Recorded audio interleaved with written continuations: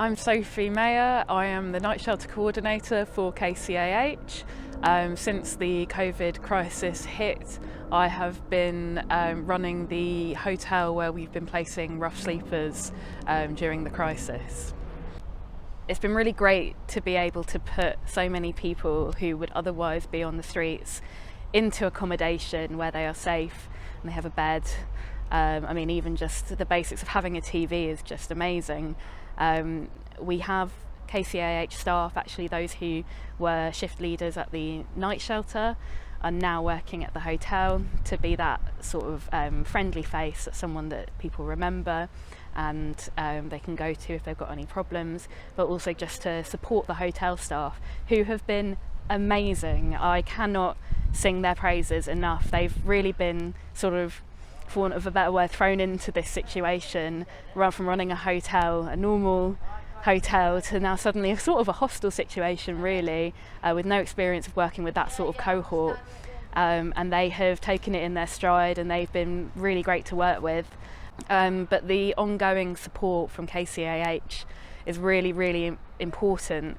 A lot of these people who've been staying in the hotel have probably not had accommodation for a very long time. A lot of them would be very used to staying outside on the streets, and to be suddenly in an enclosed environment with no option of leaving, no option of going out other than their daily exercise, it's probably more limiting to them than those who are used to having a home. I think that it can be a bit of a shock to the system, losing that element of freedom that actually for most of them was all they had.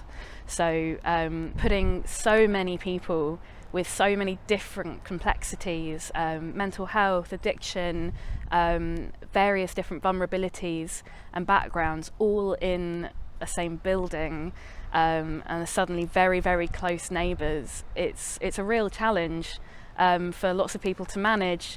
There's some people that don't sleep very well at night, for example. A lot of rough sleepers don't actually sleep during the night time. It's safer to sleep during the daytime, so there's that difficulty as well.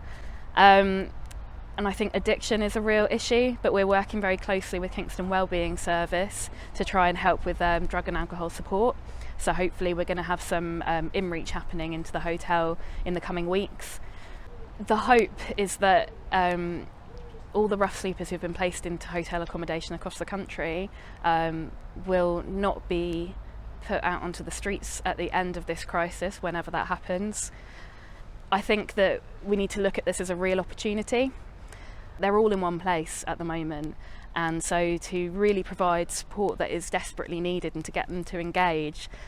And so it's about finding what works for the individual and looking at their different support needs and their complexities, and sometimes it won't always work first time around, and so we need to work really hard to try and look at the different options. So I think finding the right accommodation, whether that's independent or whether that's supported, and whether it's a residential rehab, or there's so many different options and it needs to be right for that person.